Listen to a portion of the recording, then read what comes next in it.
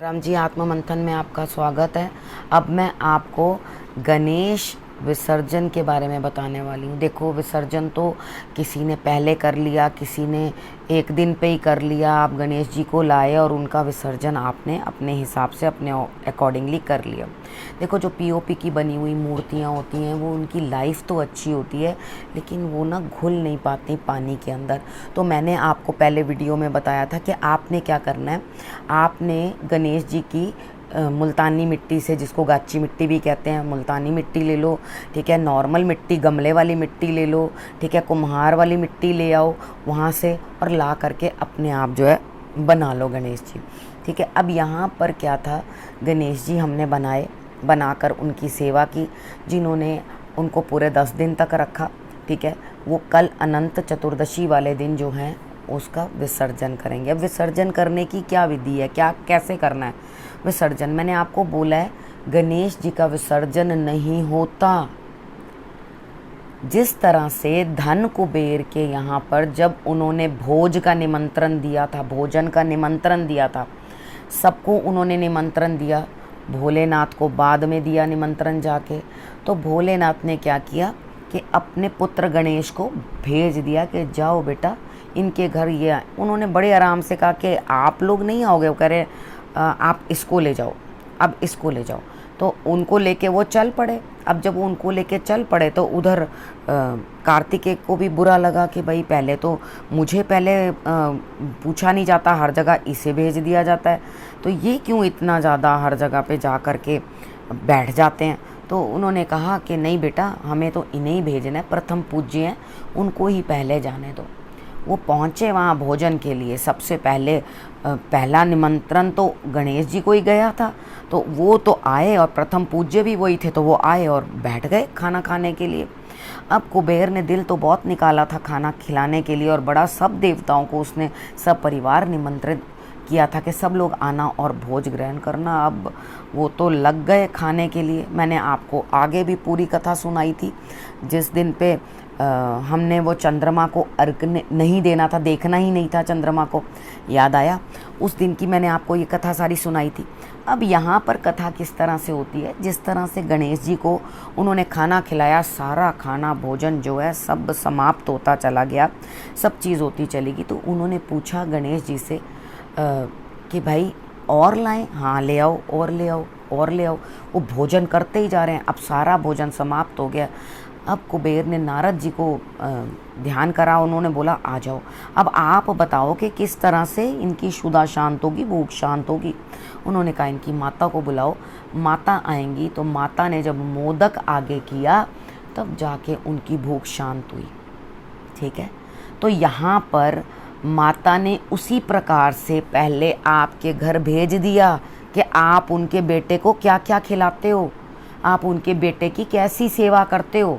वो शुभता देने के लिए पहले आए, वो आपके पास आए, आपने उनकी दिल से, भाव से, जैसे आपसे बन पड़ी आपने सेवा की, ठीक है। अब आपने करना क्या है, आपने घर पे ही हैं आप, ठीक है, बाहर आप विसर्जन कर रहे हो तो वो आपकी इच्छा। आजकल सोसाइटीज़ में ही बड़े बड़े ड्रम्स रख दिए जाते हैं, उसके अंदर ही विसर्जन कर दिया जाता है और बाद में वो सॉइल जो है वो गार्डन्स में डाल दी जाती है। आप अपना सेपरेट रहते हो, सोसाइटी में नहीं रहते, अपने छोटे से गणपति बनाए हैं प्यारे से।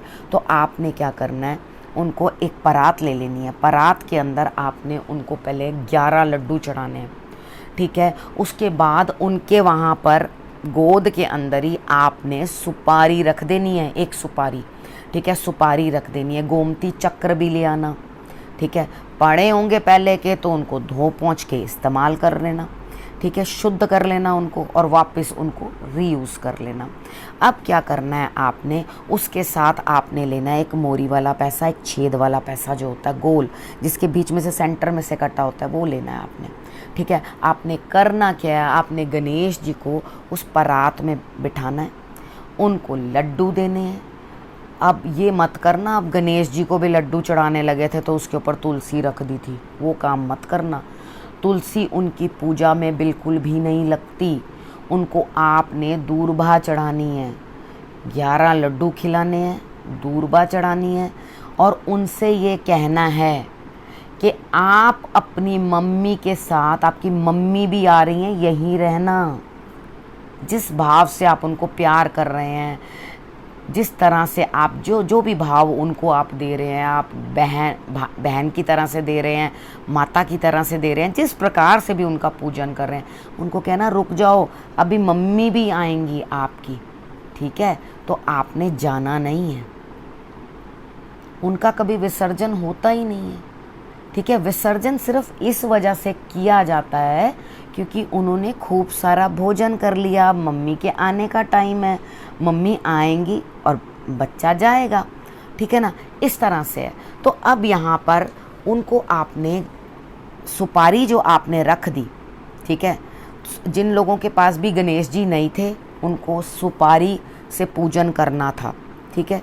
उन्होंने सुपारी को भी अगर गणेश जी माना है तो वो गणेश जी ही हैं, गणपति ही हैं, ठीक है? अब आपने जो छेद वाला पैसा है, जो तांबे का पैसा होता है, उसे भी उनको चढ़ा देना है और उसके बाद उनको सुपारी भी एक आपने चढ़ा देनी है, ठीक है? तो आपने उस सुपारी को क्या करना है, जब उनकी गोद में चढ़ा दी, आपने दे दिया उनको, उसके बाद 51 रुपये भी साथ में रख देना, 51 रुपीज़, ठीक है? जितने मैं कह रही हूँ बस उतने ही, ठीक है? उतने रुपए आपने उनके पास रखने हैं। लेकिन उसके बाद आपने सारी चीज़ें जो उनको दी हैं, यानी कि जो अर्पण करते जा रहे हो, ये लीजिए, आप ये पैसा लीजिए, ये लीजिए, वो जल में नहीं डालना आपने, उसको साइड में एक प्लेट में रखना, ठीक है? ना लड्डू आपने उस जल में डाल देने हैं, उनको भी एक प्लेट में अलग से रखना। अब उनको लड्डू जो है भोग लगवाना, लड्डू हो सके तो देसी घी से खुद घर में बनाना, नहीं तो उस जगह से लेकर आना जहाँ आपको गारंटेड हो कि यहाँ देसी घी की ही मिठाई बनती है, ठीक है?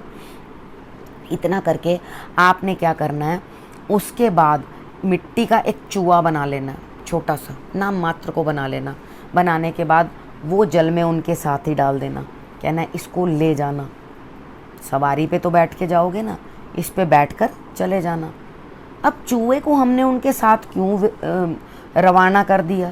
क्योंकि वो तो राहु है, उनका वाहन है, उन्होंने तभी तो उसको वाहन बनाया था अपना, ठीक है? उनको आप उनको देकर उनको को आप ही इसके ऊपर विराजते अच्छे लगते हो, ठीक है? इन्हें अपने साथ ही ले जाओ। अब उसके बाद क्या है, आपने क्या रख लेना है वापस? एक तो सिक्का, आपने वो गोमती चक्र, ठीक है? और उसके बाद आपने 2 कटोरियों में छोटे छोटे, छोटी ले लो, बड़ी ले लो, आपकी इच्छा जैसा भाव हो, उसके अंदर दही डाल देना दोनों साइड। उनके पास ही बैठे हुए, जिस तरह से उनके बैठने की मूर्ति है, समझो मैं ही हूँ, ठीक है?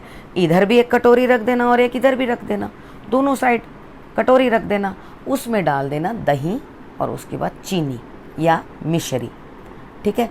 चीनी मैं इसलिए नहीं बोलती कभी भी क्योंकि चीनी पता नहीं किस तरह से बनी होती है, उस चीज़ को हमने देखा नहीं है। तो आप मिश्री जो है वो डाल दो, मिश्री जो है वो शुद्ध मानी जाती है, पूजा में वर्जित नहीं होती, ठीक है? उसको आपने दोनों में मिश्री डाल देनी है।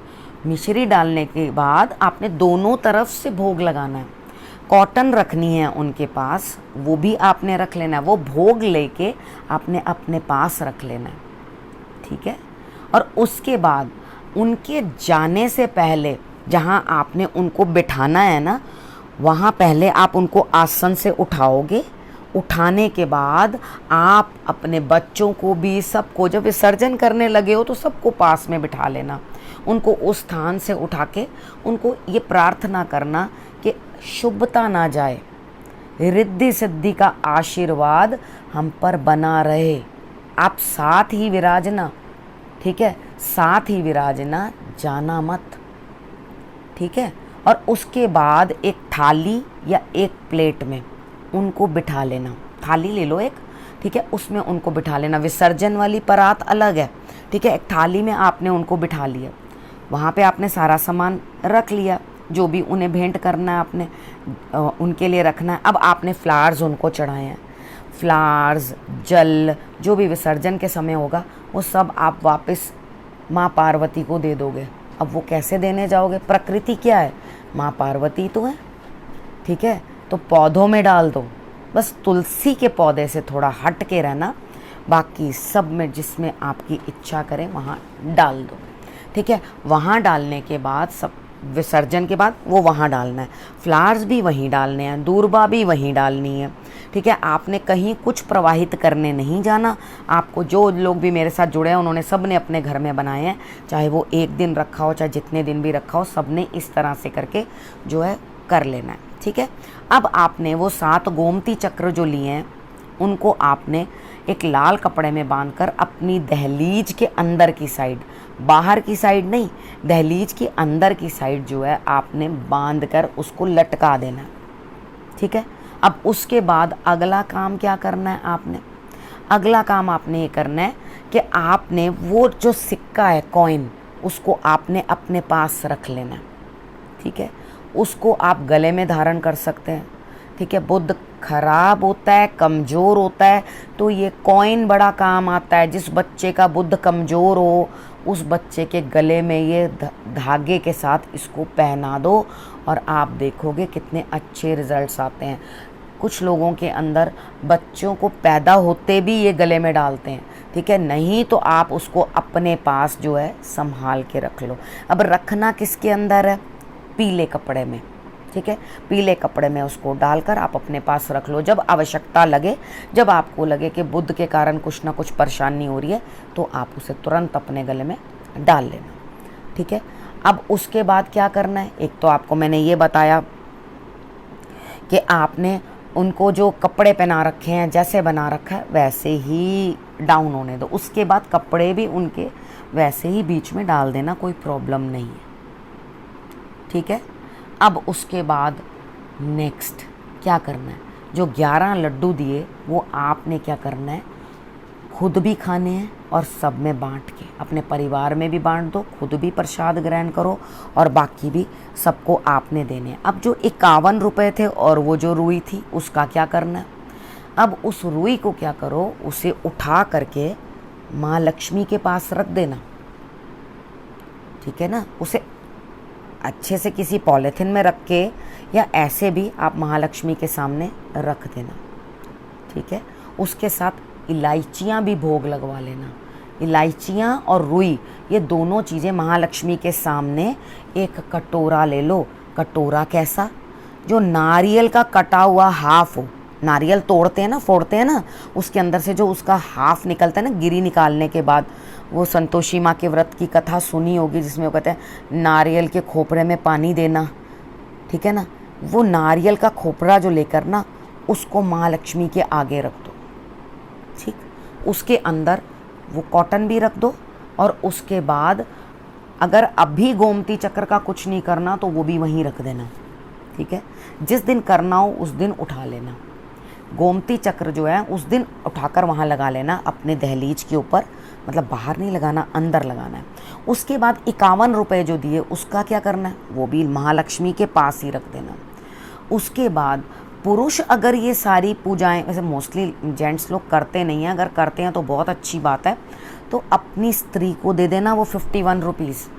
ठीक है, यानी कि अपनी धर्म पत्नी को। एक चीज़ और बता दूं आपको, आपने उनको लक्ष्मी दी, वो चाहें तो वो उनको बैग में रख लें, चाहें तो वो ऊपर टांग दें। ऊपर टांग दोगे तो कोई भी आदमी आपको लिए नेगेटिविटी लेकर घर पे नहीं आएगा, यानी कि आपका कोई बुरा सोच के या गलत सोचकर घर के अंदर नहीं आएगा।